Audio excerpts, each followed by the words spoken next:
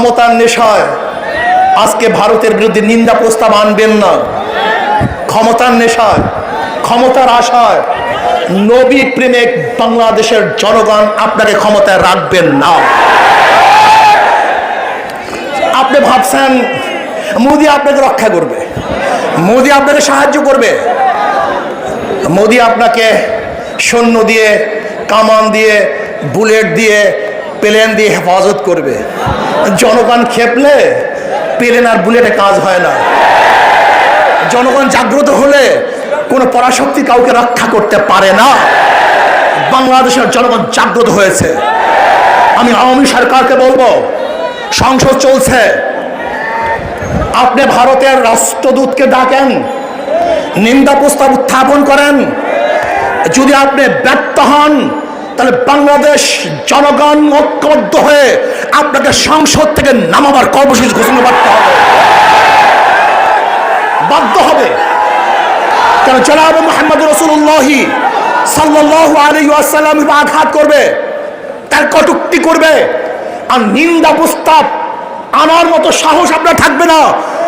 এরকম পরাধীন গোলামি কোন রাষ্ট্র প্রধানকে বাংলাদেশের জনগণ চায় না, রাখবে না।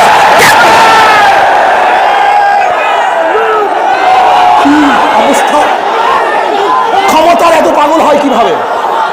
মনে রাখতে হবে, আপনি যেরকম ক্ষমতার পাগল, আমরা আমার নবীর পাগল। আপনি যেরকম ক্ষমতার পাগল, আমরা আমাদের ঈমানের পাগল। আপনি ক্ষমতার পাগল, আমরা ইসলামের পাগল। আপনি ক্ষমতার পাগল, আমরা জনগণের স্বার্থের পাগল। জনাব মুহাম্মদ রাসূলুল্লাহ সাল্লাল্লাহু আলাইহি ওয়াসাল্লামের যারা কটূক্তি করেছে তাদেরকে দৃষ্টান্তমূলক শাস্তি প্রদান করুন। এবং ভারত সরকারকে বলবো, আপনি মুসলমানদের উৎখাত করার যে চক্রান্ত এবং ষড়যন্ত্র শুরু করেছেন, এর থেকে পিছনে হটে যান, সামনে পারবেন না। যদি সামনে পারেন তাহলে গোটা বিশ্বের মুসলমান একত্রিত হয়ে আপনার পাও ভেঙে ফেলবে, সামনে পাঠিয়ে দেবেন ইনশাআল্লাহ। অতি সত্তর কুখ্যাত জাহান্নামী তোমার দলের দুই বেয়াদব মুরতাদকে ফাঁসি কাস্টে ঝুলিয়ে শাস্তি নিশ্চিত করতে হবে, নতুবা বাংলার মুসলমান আন্দোলন বন্ধ করবে না। আজ থেকে ভারতের সমস্ত পণ্যের উপর পেশাব করে দেন, ঘৃণার সাথে বর্জন করুন। এবং সরকার ও বিরোধী দলকে উদ্দেশ্য করে বলছি, জাতীয় সংসদে তো 18তম অধিবেশন চলছে, আপনারা কার প্রতিনিধিত্ব করেন সংসদে? আলু পেঁয়াজের কথা বলেন, শেখ মুজিবের বিরুদ্ধে, জিয়াউর রহমানের বিরুদ্ধে কথা হলে সংসদে ক্ষোভে দুঃখে আপনারা গরম করে ফেলেন। কেন সংসদ অধিবেশনে রাষ্ট্রীয়ভাবে ভারতের বিজেপি নেতাদের শাস্তির দাবি করলেন না? কেন ভারত সরকারের ঢাকায় নিযুক্ত রাষ্ট্রদূতকে তলব করে জবাবদিহি করলেন না? কাকে ভয় পান? কোন খুঁটির জোরে ক্ষমতায় থাকতে চান? বিদেশিদের সাথে দর কষাকষি করে ক্ষমতায় থাকাও যাবে না, ক্ষমতায় যাওয়াও যাবে না। চলতি অধিবেশনে সরাসরি নিন্দা প্রস্তাব আনুন সংসদে এবং সেই নেতাদের শাস্তির দাবি করুন, নতুবা ভারতের সাথে সমস্ত বাণিজ্যিক চুক্তি বন্ধ করতে হবে, বর্ডার ক্লোজ করে দিতে হবে। একজন ভারতীয় নাগরিক বাংলাদেশে আসতে পারবে না। আপনারা আল্লাহ তার রাসূল সাল্লাল্লাহু আলাইহি ওয়াসাল্লামের বিপক্ষাবস্থান নিয়ে কাফের মুশরিকদের সাথে আতাত করে কি পেয়েছেন? ৭২ থেকে ৭৫-এর ইতিহাস দেখুন। সেই সম্পর্কের কারণে দেশকে কত বড় খেসারত দিতে হয়েছে। 3টি বছর তারা বাংলাদেশে তখন একটি দিনের জন্য স্বাধীনতা পরবর্তী সরকারকে রাষ্ট্র চালাতে দেয় নাই শান্তিতে। তাদের পোষা জাসদ বাসদকে দিয়ে সারা দেশকে জাহান্নামের টুকরা বানিয়েছিল। ৭৬ থেকে ৮২ পর্যন্ত ইতিহাস দেখুন। যারা ক্ষমতায় ছিল যখনই আতাত করেছে ভারতের সাথে, পেছন দিক থেকে তারা ছুরি মেরেছে। ফারাক্কায় বাঁধ নির্মাণ করে আমার দেশকে জলশূন্য করে কৃষিতে মারতে চায়। টিপাই বুকে বাঁধ নির্মাণ করেছে, বর্ষাকালে আমার দেশকে পানিতে ডুবাতে চায়। ওরাই আমাদেরকে ভাতে মারতে চায়, ওরাই আমাদেরকে পানিতে মারতে চায়। মনে রাখতে হবে, বাংলাদেশের সবচেয়ে বড় শত্রু হচ্ছে হিন্দুস্তান। তাদের সাথে কোনো সামরিক চুক্তি, বাণিজ্যিক চুক্তি চলবে না। রাষ্ট্রীয়ভাবে ঘোষণা দিন, সেই বিজেপির কুলাঙ্গার নেতাদের শাস্তি নিশ্চিত হবার আগ পর্যন্ত। আর ভারতীয় সংসদে নিন্দা এই ঘটনার জন্য ক্ষমা চাওয়ার আগ পর্যন্ত। তোমাদের ভিতরের অবস্থান বাংলাদেশের মুসলমান চিনতে পেরেছে, পরিষ্কার হয়েছে। আজকে আমরা লক্ষ্য করেছি যেই অবস্থায় আমার নবী আম্মাজানের বিরুদ্ধে যে কটূক্তিমূলক আলোচনা করেছেন, সবাই হৃদয়ের ভিতরে কলিজার ভিতরে রক্তক্ষরণ হয়েছে। কিন্তু বর্তমান আমাদের আওয়ামী লীগ সরকার, আপনি কেন নিশ্চুপ রয়েছেন? এর ব্যাপারে আপনি কেন প্রতিবাদ করছেন না? সংসদের ভিতরে বিরুদ্ধাবাদ করে নিন্দা কেন জ্ঞাপন করছেন না? আমরা বলবো, আপনাকে মুসলমানের সরকার আমরা বলতে পারি না, স্বীকার করতে পারি না। শুধু তাই নয়, আজকে আমরা যখন লক্ষ্য করব যে আসলে মূলত এরা কিন্তু মুসলমানদের কোন সরকার, ইসলামের সরকার, মুসলমানদের সহযোগী সরকার আমরা বলতে পারি না। এরা হলো গদির সরকার। এরা আমার নবী প্রেমিক না, গদি প্রেমিক সরকার কি আমরা বলবো। শুধু তাই নয়, আজকে আমরা লক্ষ্য করেছি আজকে বিএনপি সরকার তাদের যে কার্যক্রম, বিভিন্ন সময় আমরা দেখেছি যে তারা ইসলামের মূল্যবোধ শব্দ ব্যবহার করে।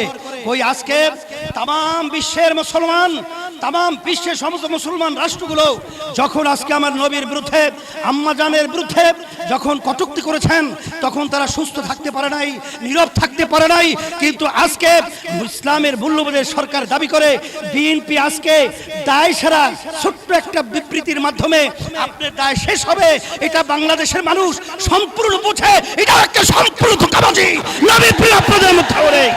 এই লেখারজনক ভূমিকার বিরুদ্ধে আমরা আজ ভারতীয় দূতাবাস অভিমুখে মিছিল এবং স্মারকলিপি দেব। নরেন্দ্র মোদীকে জানিয়ে দেব অবিলম্বে এই নুপুর শর্মা এবং দোষীদের দৃষ্টান্তমূলক শাস্তি দেওয়া হোক। অন্যথায় বাংলাদেশের মুসলমান কখনো এই অবস্থাকে মেনে নেবে না। প্রয়োজনে ভারতের দূতাবাস কূটনৈতিক সম্পর্ক বাংলাদেশ রক্ষা করতে পারবে না। যেই রাষ্ট্র, যেই দেশ মুসলমানদের ইমানের উপর আঘাত দেয়, সেই দেশের সাথে সংখ্যাগরিষ্ঠ রাষ্ট্রের কোনো সম্পর্ক হতে পারে না। এই জন্য আমরা ধারাবাহিক শান্তিপূর্ণ আন্দোলন করব। ইনশাআল্লাহ আজকের প্রোগ্রাম কিছুক্ষণের মধ্যে পবিত্র কোরআন তিলাওয়াতের মাধ্যমে শুরু হবে। আমাদের মোহতরম আমির, বাংলাদেশের কোটি মানুষের আধ্যাত্মিক ও রাজনৈতিক নেতা পীর সাহেব দরবারের নেতৃত্বে আমরা গণমিছিল করব ইনশাআল্লাহ। এই জন্য আপনাদের ধৈর্য ধরে সুশৃঙ্খলভাবে অবস্থান গ্রহণের জন্য উদাত্ত আহ্বান জানাচ্ছি।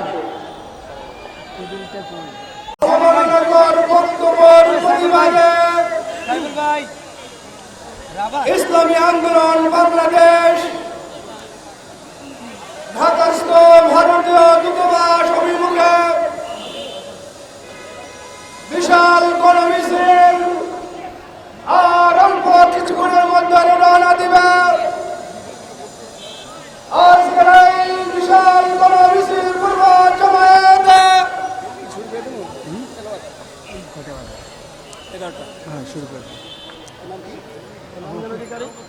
অবমাননা বিশ্বনবী উম্মতেরা নাও হাতে শামশির খতম করো আবু জাহেলের হাতে দুটি শামির বিশ্বনবী উম্মতেরা নাও হাতে শামশির খতম করো আবু জাহেলের হাতে দুটি শামির বিশ্বনবী উম্মতেরা নাও হাতে শামশির খতম করো আবু জাহেলের নাতি বুতি শাকির নাস্তিকদের আস্তানাতে আগুন জ্বালাও না, নাস্তিকদের আস্তানাতে আগুন জ্বালাও না। মানি না, মানবো না, মানতে পারি না আল্লাহ রাসূলের অবমাননা। মানি না, মানবো না, মানতে পারি না আল্লাহ রাসূলের অবমাননা।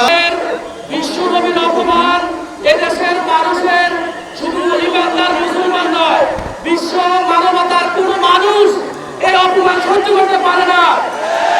আর সেই অপমানের প্রতিবাদে আজকের এই গণমিছিলে আমরা উপস্থিত হয়েছি। আমি সকলকে উদাত্ত আহ্বান জানাবো, বিশ্ব নবীর অপমানে আমরা যদি প্রয়োজন হয় এই প্রতিবাদ করতে গিয়ে জীবন দিতে আমরা কে কে রাজি আছি ইনশাআল্লাহ। সবাইকে আগামী দিনের সংগ্রাম উপস্থিত হওয়ার আহ্বান জানিয়ে আমার আপনাদের এখানে শেষ করলাম। বাবা তৌফিক ইল্লাল্লাহ। সংগ্রামী জনতা, গণমিছিল পূর্ব জমায়েতের এই পর্যায়ে সবার থেকে প্রিয়, সংবাদ থেকে প্রিয়, এই নদীতে আঘাত করে কথা বলছে এক পুরুষের মহিলা, তার মৃত্যুবরণ হওয়া পর্যন্ত আমরা ঘরে ফিরবো না ইনশাআল্লাহ। আমি মোদী সরকারের উপর বিভীষিকার পাখা থেকে পরিমাণ করে, তোমার পাখা গজাইছে পরিমাণ করে, তুমি মুসলমানের রক্ত নিয়ে হলি খেলা শুরু করেছো, তোমাকে সতর্ক করে দিচ্ছে তুমি শান্ত থাকো। মাত্র আমরা কিন্তু ঘরে ফিরবো না যতক্ষণ পর্যন্ত গলি খতম না হয়। এই দেশের সরকার যে ধরনের বক্তব্য বলছে এটা অত্যন্ত দুঃখজনক এবং লজ্জাজনক। এখনো সময় আছে, সংসদ চলতেছে, নিন্দা প্রস্তাব দেওয়া করুন এবং মুসলমানদের পক্ষে অবস্থান নিন, এই বলে আমার সংক্ষিপ্ত বক্তব্য শেষ শেষে ওমা তৌফিক ইল্লা বিল্লাহ। সারা পৃথিবীর মানুষের হৃদয়ে কিন্তু আঘাত লেগেছে। আজকে ভারতে সেই নুপুর শর্মাকে বহিষ্কার করেছে, মামলা হয়েছে কিন্তু গ্রেপ্তার করে নাই। কিন্তু আরেকটা বিষয় আপনারা জানেন কিনা জানি না, গতকালকে আমাদের বাংলাদেশের এক কুলাঙ্গার অ্যাডভোকেট সে এই বিষয় নিয়ে একটা স্ট্যাটাস দিছে এবং সেখানকার আমাদের যারা নবী ভক্ত প্রেমিক ছিল সমস্ত অ্যাডভোকেটরা কিন্তু তার সেই পক্ষ ভাঙচুরও করেছে। আপনাদের অবগত থাকা দরকার, আজকে অনেক পত্রিকা আসছে। তাই আমরা বলতে চাই, আজকে এই গণমিছিল নিয়ে আমরা স্মারকলিপি নিয়ে ভারতীয় দূতাবাসে যাব। ইনশাআল্লাহ বাংলাদেশের সরকার এই ব্যবস্থা এবং সংসদে আলোচনা করে যেন আল্লাহর রহমতে এটার ব্যাপারে তারা যেন ব্যবস্থা নেয়। যদি ব্যবস্থা না নেন এইভাবে কিন্তু প্রোগ্রামের পর প্রোগ্রাম অব্যাহত থাকবে। হৃদয়ে যে আগুন জ্বলেছে সেই আগুন কিন্তু নিভাতে পারবেন না। সংগ্রামী জনতা, আম্মাজানদেরকে নিয়ে কেউ মন্দ বলবে তা আমরা মেনে নিতে পারি না। কোরআনে কারিমে মহান রব্বুল আলামিন বলে দিয়েছেন, আন-নাবিয়্যু আওলা বিল মুমিনিনা মিন আনফুসিহিম ওয়া আজওয়াজুহুম উম্মাহাতুহুম। নবী মুহাম্মদ সাল্লাল্লাহু আলাইহি ওয়াসাল্লাম ঈমানদারদের কাছে, মুসলমানদের কাছে তাদের নিজের জীবনের চেয়ে বেশি প্রিয় এবং ঘনিষ্ঠ, এবং নবীজির সহধর্মিণীগণ তাদের প্রিয় মায়ের মতো মা সমতুল্য। এই এক ঘোষণা বিশ্ববাসীকে আমরা জানিয়ে দিচ্ছি, প্রিয় নবীজি সাল্লাল্লাহু আলাইহি ওয়াসাল্লাম আমাদের হৃদয়ের চেয়ে ঘনিষ্ঠ, নিজের জীবনের চেয়ে বেশি প্রিয়। নবীজি সাল্লাল্লাহু আলাইহি ওয়াসাল্লামের সহধর্মিণীগণ আমাদের মা। আমাদের মাকে নিয়ে কথা বলবে, কটূক্তি করবে এবং দুঃসাহস দেখানোর পর তার এই পৃথিবীতে নিঃশ্বাস ত্যাগ করার মতো এই সুযোগ আর রাখতে দেওয়া যায় না। আমরা আরো গভীর উৎসাহের সাথে জানাচ্ছি, ভারতে জওহরলাল নেহেরু বিশ্ববিদ্যালয়ের একজন শিক্ষার্থী নুপুর শর্মার এবং নবীন জিন্দালের বিরুদ্ধে আন্দোলন করেছিল। ভারত সরকার, উত্তর প্রদেশের সরকার তার বাড়িঘর গুড়িয়ে দিয়েছে।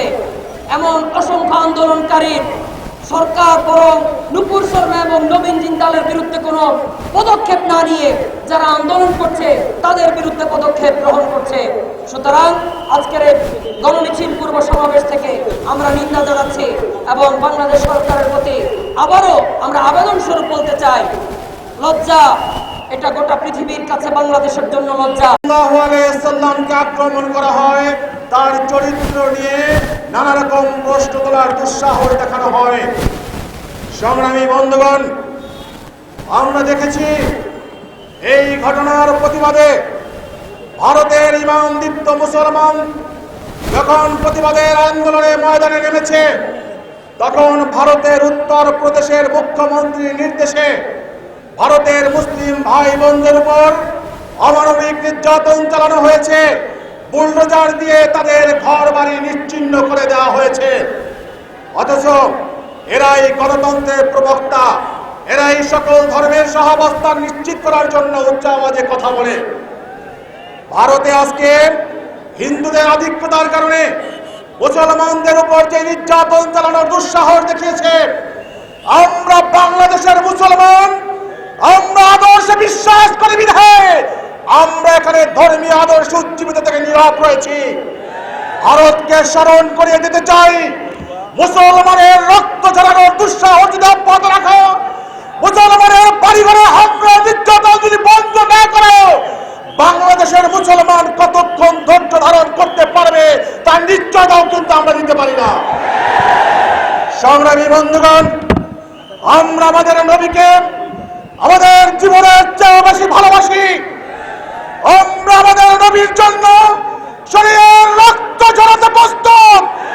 আমরা আমাদের নবীর মহব্বতে জীবন উৎসর্গ করতেও সদা প্রস্তুত। সংখ্যাগরিষ্ঠ মুসলমানের দেশ এই বাংলাদেশের প্রত্যেকটি মুসলিম নামধারী নাগরিকের এই চেতনায় লালন করা উচিত ছিল, কিন্তু দুর্ভাগ্যজনক বাস্তবতা আমরা দেখেছি বাংলাদেশের রাষ্ট্র ক্ষমতায় যারা রয়েছেন তারাও নাকি নিয়মিত তাহাজ্জুদ গুজার, তারা ভোটের আগে তসবিহ হাতে নেয়, তারা ইসলামের দোহাই দিয়ে, আল্লাহ আল্লাহর রাসূলের দোহাই দিয়ে এদেশের মানুষের কাছে ভোট ভিক্ষা চায়। কিন্তু যখন আমার নবীকে আক্রমণ করা হলো, আমার নবীর চরিত্র নিয়ে যখন কটূক্তি করা হলো, এর প্রতিবাদে একটা শব্দ উচ্চারণ করার মতো সাহস তারা দেখাতে পারে নাই। যদি ইমান দীপ্ত মুসলমান হয়ে থাকেন, ইমানের আগুন যদি অন্তরে লালন করে থাকেন, মুসলমানিত্বের পরিচয় যদি যথার্থ হয়ে থাকে, আমরা আশা করব অবিলম্বে জাতীয় সংসদে এই ঘটনার নিন্দা প্রস্তাব পাশ করতে হবে। জাতীয়ভাবে এই ঘটনার প্রতিবাদ জানাতে হবে, নিন্দা জানাতে হবে। আমরা দেখেছিলাম বিগত নির্বাচনের আগে এই সরকার তারা বলেছিলেন তারা মদিনার সনদ অনুযায়ী রাষ্ট্র পরিচালনা করবেন, কিন্তু আমরা দেখছি মদিনার না বাদ দিয়ে মোদির দেওয়া সনদে আজকে তারা রাষ্ট্র পরিচালনা করছে। আর সেখানে নেই এই মোদির ভয়ে, ক্ষমতার লোভে আজকে আমার নবীর পক্ষে তারা কথা বলার সাহস দেখাতে পারছে না। আজকে রাসূলের সাল্লাল্লাহু আলাইহি ওয়াসাল্লামের জন্য 200 কোটি মুসলমান আজকে জীবন দেওয়ার জন্য প্রস্তুত আছে, প্রস্তুত আছে, প্রস্তুত আছে। ঠিক কিনা ভাইরা আমার? আজকে মুসলিম রাষ্ট্রের রাষ্ট্রপ্রধানরা আজকে যেভাবে ভারতীয় পণ্য বর্জনের ডাক দিয়েছে, নিন্দা প্রস্তাব পাশ করেছে, আক্ষেপ এবং পরিষেবার সাথে বলতে হয় আজকে নত জানো এই আমার দেশের সরকার, ভারতের কাল্পি ভারত সরকার আজ পর্যন্ত এর প্রতিবাদ জানায়নি। আমরা আজকের এই কর্মসূচি থেকে আবারও তাদের কাছে আহ্বান জানাবো, অনতি বিলম্বে সরকার চলতি অধিবেশনে এই ভারতের বিরুদ্ধে তীব্র নিন্দা পাশ করতে হবে। ভারতীয় দূতাবাসের রাষ্ট্রদূতকে এনে কঠোর হুঁশিয়ারি জানাতে হবে এবং ভারতীয় পণ্য বর্জন করতে হবে। এ আশা রেখেই আমি আমার আলোচনা শেষ করছি। আমার আলাই নাই জানালাম সংগ্রামী জনতা, জামায়াতের প্রচার বক্তব্য রাখবেন ইসলামী আন্দোলন বাংলাদেশের সংগ্রামী সহকারী মহাসচিব, ঢাকা মহানগর দক্ষিণের সংগ্রামী সভাপতি, সংগ্রামী জননেতা মাওলানা ইমতিয়াজ আলম। বক্তব্য রাখবেন মাওলানা ইমতিয়াজ আলম।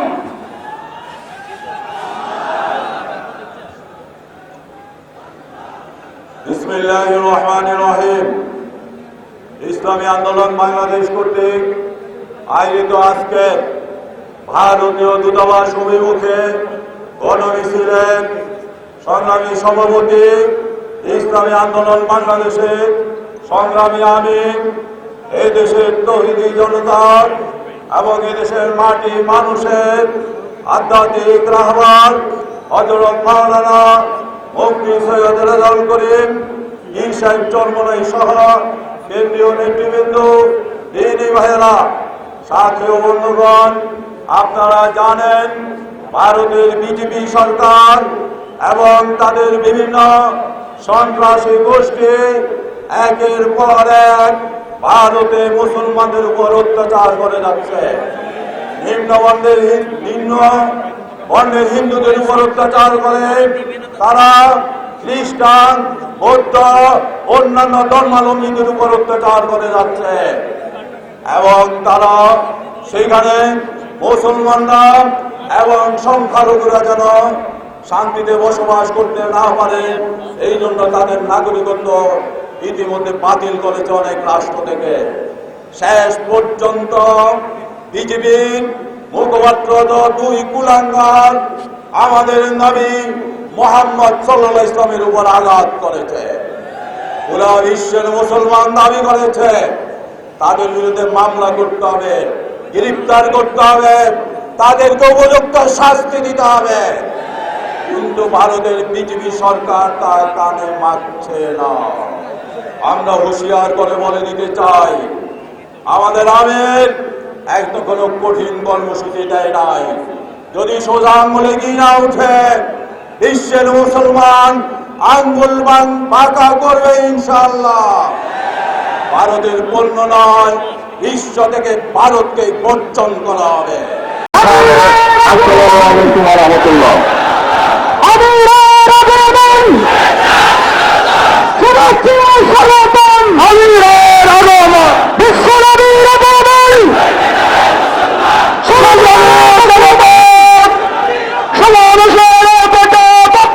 ভারতবর্ষের মানুষের জন্য মোটেই সুখকর নয়, মোটেই কল্যাণকর নয়।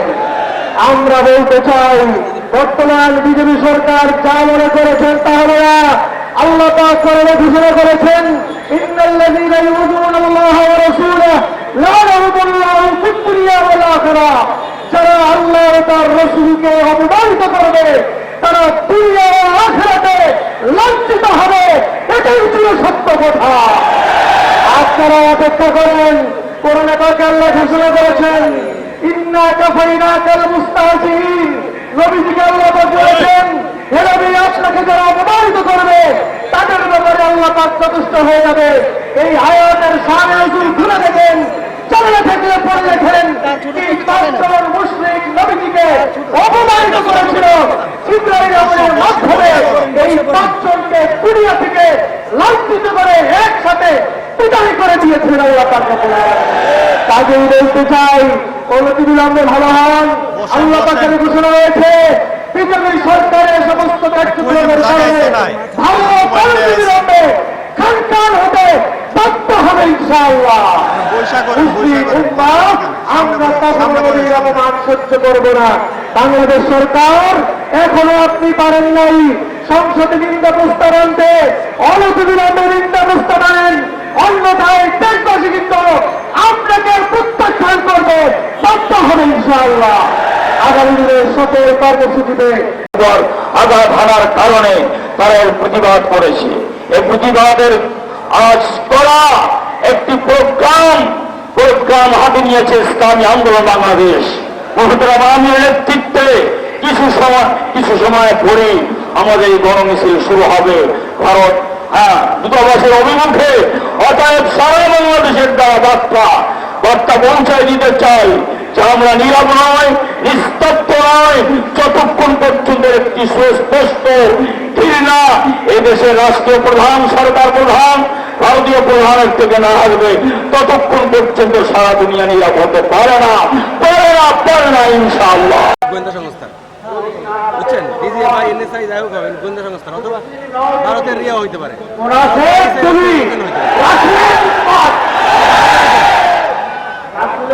ঠিক আছে, আমি ওনার রিসিপ্ট দেখে বলছি। জনসংখ্যা সবচেয়ে বেশি আপনি তো আমার ঠেকাইলেন, পাওয়ার দিলেন না। সেই দেশের রসুলের প্রিমিটরা জনসভা করবে, বিক্ষোভ মিছিল করে, ভারতীয় দূতাবাসকে কর্মসূচি কেন করবে? মোদী সরকার যদি মনে করে যে সমস্ত পৃথিবীর সব মালিক সে, ভুল করবে। মোদীর কোন চিহ্ন থাকবে না বিশ্বে, পৃথিবীর কোন চিহ্ন থাকবে না। শর্মা এবং এই আন্তর্জাতিক দুর্যোগে ফাঁসি যতক্ষণ পর্যন্ত না দেবে এই মোদী সরকার, পৃথিবী সরকার, সারা বিশ্বের মুসলমান থাকবে না, ফাঁসিজীবী হবে আসীন পরিকল্পনায়।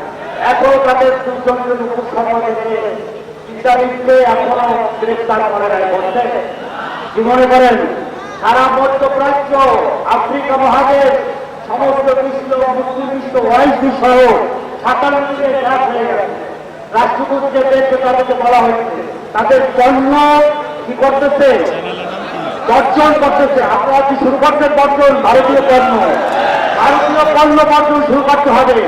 ওদের শ্রমিক প্রায় 1 কোটির মতো মধ্যপ্রাচ্যে আছে। সমস্ত মুসলিম দেশ থেকে এই হিন্দু শ্রমিকদেরকে বিতাড়িত করতে হবে। ওদের শিক্ষা দিতে হবে যে মুসলমানদের প্রিয় নবী মুহাম্মদ সাল্লাল্লাহু আলাইহি ওয়াসাল্লাম উম্মাতুল মুমিনিন আয়েশা রাদিয়াল্লাহু আনহাকে নিয়ে কটূক্তি করলে ওদের কি দশা হয়, ওদের অর্থনীতিকে পঙ্গু করে দিতে হবে। ওদেরকে সম্পূর্ণভাবে বয়কট করতে হবে। সারা বিশ্বের মুসলিমকে এক হতে রক্ষা করতে হবে। এখানে হাইকমিশনারকে তাদেরকে বলতে হবে যে মুসলমানদের আঘাত করলে সারা বিশ্বে একটা হিন্দু মুসলিম থাকতে পারে না। এখন যারা মুসলমান ওখানে বিপ্লব করতে, প্রতিবাদ করতে, তাদের উপরে আপনারা শুনেছেন ভারতের বিজেপির মুখপাত্র নূপুর শর্মা আমার নবীর এবং আম্মাজান আয়েশা সিদ্দিক রাদিয়াল্লাহু তাআলা আনহার চরিত্র নিয়ে যখন কথা বলেছিল, তখন এই পৃথিবীর, এই বাংলার প্রত্যেকটা রাষ্ট্রের প্রত্যেকটা আশিক রাসূল বর্জকণ্ঠে আওয়াজ তুলে দিয়েছিল। আজ যেই সকল আশিক রাসূল আমার রসুলের পক্ষে মাঠে ময়দানে নেমেছে, আজ তাদের বাড়িঘর বুলডোজার দিয়ে ব্যঙ্গে চুরমার করে দেওয়া হয়েছে। কথা বলেন ঠিক কিনা? ও মুসলমান, আমি একটি কথা বলতে চাই, আমরা হচ্ছে আশিক রাসূল। আমাদের অন্তরের মধ্যে নবীর মহব্বত জাগ্রত, আমাদের অন্তরের মধ্যে নবীর ভালোবাসা জাগ্রত, আমাদের অন্তরের মধ্যে আল্লাহর মহব্বত জাগ্রত। ও দুনিয়ার নাস্তিক মুরতাদরা, মনে রাখো, আমাদেরকে হত্যা করতে পারো, আমাদেরকে লাঞ্ছিত করতে পারো, আমাদের বাড়িঘর ব্যঙ্গে চুরমার করতে পারো, মনে রাখবে একটা বিষয়, একটা সেকেন্ডের জন্য নবীর জন্য প্রিয় বন্ধুরা আমার, আমরা বলতে চাই বাংলাদেশ সরকার এখনো সময় আছে।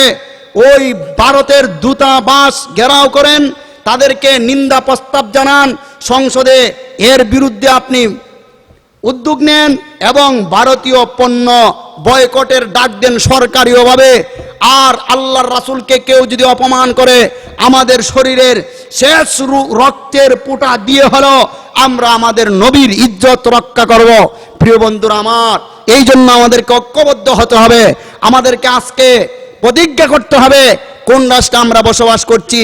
যেই জায়গায় ষড়যন্ত্র যে করবে তার বাড়িতে টয়লেট হবে। আজকে আওয়াজ উঠেছে বিশ্বনবীর নাকি চরিত্র খারাপ, তিনি নাকি মাত্র 6 বছরের কন্যাকে বিয়ে করে 9 বছরে সংসার করেছেন, একথা আওয়াজ উঠেছে। যার মেয়ে বিয়ে করেছে তাদের কোনো সমস্যা নাই, যাকে বিয়ে করেছে তার কোনো সমস্যা নাই। যেই সময় বিয়ে করেছেন সেই সময়ের মানুষের মুখে কোনো আওয়াজ নাই।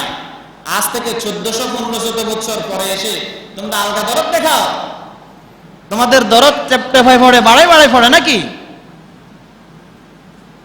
যেই সময় আল্লাহর নবী 10 জন স্ত্রী নিয়ে, 9 জন স্ত্রী 2 জন দাসী নিয়ে সংসার করেছেন, সেই সময়ের মানুষের কাছে আল্লাহ তাআলা ঘোষণা দিয়েছেন তার নবীর চরিত্র হলো খুলুকুল আজিম। খুলুকুল আজিম, মহা চরিত্রের অধিকারী। এই মহা চরিত্রের অধিকারী এই আয়াত নাজিল হওয়ার পরে তো কোন ফেরাউন, কোন কাফের মুশরিক, কোন আবু জেহেল, কোন উতবা, কোন সাইবা কোন আবু সুফিয়ান কোন মুগীরারা এই কথা বলতে পারে না এই আয়াতটা ভুল, মুহাম্মদের চরিত্র খারাপ, বলুন নাউজুবিল্লাহ। এই কথা বলার সাহস কারো হয় নাই।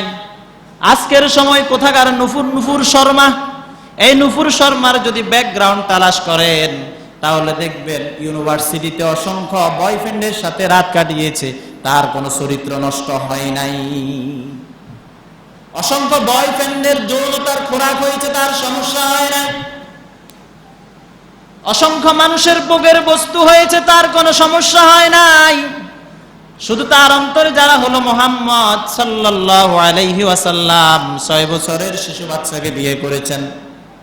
অথচ হযরত আয়েশা বলেছেন 9 বছরে আরবের মেয়েরা তখনকার সময় তিনি বলেছেন 9 বছরে মেয়ে মানুষ, শিশু মানুষ আর মেয়ে থাকে না, সে অ্যাডাল্ট হয়ে যায়, মহিলা হয়ে যায়, সুতরাং তাকে বিয়ে দেওয়াতে কোনো সমস্যা